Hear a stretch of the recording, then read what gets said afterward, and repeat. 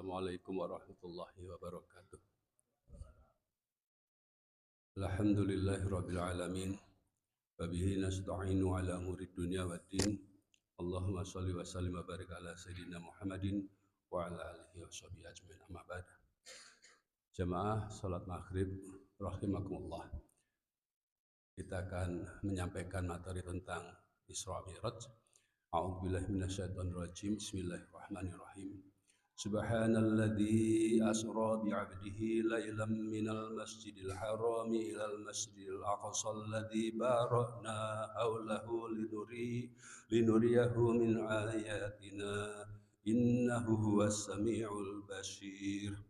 Maha suci Allah yang telah memperjalankan hambanya pada suatu malam dari Masjidil Haram ke Masjidil Aqsa yang telah kami berkahi sekelilingnya agar kami perlihatkan kepadanya sebagian dari tanda-tanda kebesaran kami. Jemaah sekalian, kita sudah tahu dan sudah sering kita mendengar perbedaan kata saro dan asro. Kalau saro itu bentuk kata kerja lampau yang maksudnya seorang itu berjalan di malam hari. Jadi orang itu, subjek itu berjalan sesuai dengan kehendaknya sendiri. Tapi kalau asro, kita pernah atau mungkin ada yang kenal Asro Kamal Rokan gitu ya, seorang wartawan senior gitu ya. Asro itu adalah bentuk transitif atau mengandung objek yang berarti memperjalankan seseorang di malam hari. Orang-orang Arab tentu sangat paham makna kata-kata ini ya. Bedanya asro dengan saro itu untuk paham bahwa bukan Nabi sendiri yang berjalan tapi Nabi itu diperjalankan. Nabi itu objek yang dipindahkan begitu. Jadi mestinya ya tidak terlalu mencengangkan lah kalau yang memindahkan kan Allah gitu. Tapi mengapa orang-orang Arab Quraisy pada waktu itu banyak yang membantah? Ya kita juga tidak perlu heran. Karena pada zaman nabi-nabi sebelumnya itu sudah begitu banyak diberikan mukjizat yang lebih heboh dari yang diberikan kepada Nabi dalam bentuk perjalanan tadi itu, toh mereka juga tidak beriman. Yang merepotkan adalah di kalangan umat Islam sendiri itu lebih sibuk membicarakan tentang bagaimana sebetulnya perjalanan itu sendiri. Bukan pada mengapa ada perjalanan itu. Mengapa? Bukan why tapi how gitulah. Apakah fisik atau rohani?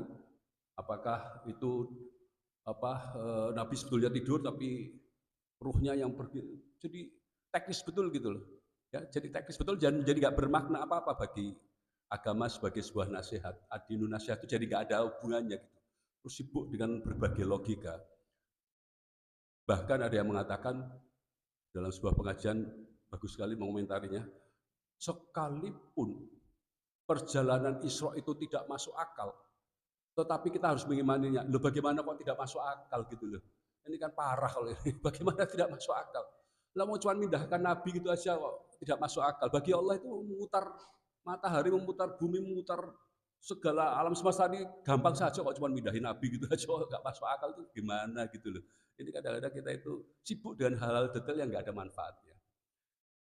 Tetapi yang ingin saya tekankan tentang bukan bagaimana tapi mengapa itu disampaikan dalam ayat-ayat ini, saya melihat ini sebetulnya ayat tentang sejarah, pentingnya sejarah ya, sejarah kenabian. Mengapa saya katakan demikian? Kalau kita lihat ayat 1, konteksnya itu kan dengan ayat 2 dan seterusnya paling tidak sampai ayat 8 lah. Di situ diteruskan di ayat 2, wa ataina Musal kitaba wa ja'alna hudal li bani Israil alla tattakhidu min duni wakila dzurriyyatan man hamalna ma'a Nuh innahu kana 'abdan syakura. Dan kami berikan kepada Musa kitab Taurat dan kami jadikan kitab Taurat itu petunjuk bagi Bani Israel. Janganlah kamu mengambil penolong selain Allah, yaitu anak cucu dari orang-orang yang kami bawa bersama-sama Nuh. Sungguhnya dia adalah hamba Allah yang banyak bersyukur. Konteksnya itu sebetulnya itu. Itu yang paling penting kita pahami betul bahwa Isra itu perjalanan sejarah, perjalanan napak tilas para nabi. Dan nabi itu adalah Nabi Khatamul Anbiya.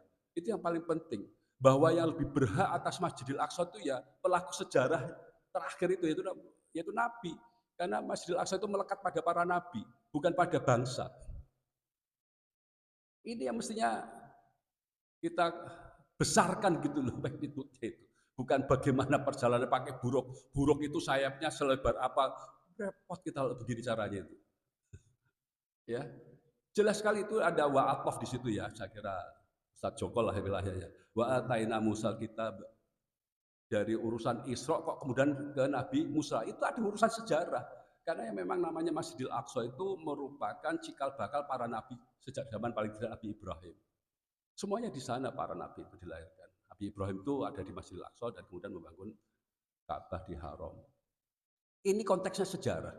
Dan itu serupa dengan apa yang ada di dalam sebuah hadis di mana Abu Hurairah dalam hadis riwayat Bukhari nomor 3535 dan hadis riwayat Muslim nomor 2286, Nabi bersabda, sesungguhnya perumpamanku dengan para nabi sebelum itu seperti seseorang yang membangun sebuah rumah, ya. Kamasali rojulun bana baitan. Jadi batu bata itu saya kira kalau berasal dari serapan bahasa Arab yaitu baitan, ya kan, batu bata itu. Ia memperindah dan menyempurnakannya kecuali satu bata di salah satu sudutnya. Maka orang-orang mengelilingi rumah itu dan mengaguminya. Tapi mereka berkata, kenapa bata ini tidak diletakkan kok kosong, maksudnya begitu ya. Nabi bersabda, akulah bata itu dan akulah penutup para nabi. Jadi ini bicara tentang kelanjutan episode kenabian gitu. Dan episode kenabian itu tidak hanya tentang seorang nabi, tapi tentang bagaimana tempat-tempat di mana nabi itu dilahirkan, nabi itu diutus, itu menjadi juga sesuatu yang melekat pada para nabi. Dan kitalah umat Islam, umat Nabi Muhammad yang paling berhak terakhir kalinya terhadap Masjidil Aqsa. Bukan hanya Masjidil Haram. Dan jangan kemudian kita terpengaruh dengan klaim orang-orang Yahudi bahwa itu adalah tanah yang diperuntukkan oleh mereka sebagaimana yang disebutkan dalam Taurat. Taurat yang mana nggak ada menyebut-nyebut seperti itu. Demikian tambahan di akhir peringatan Isra Mi'raj ini. Billahi taufiq wal hidayah. Assalamualaikum warahmatullahi wabarakatuh.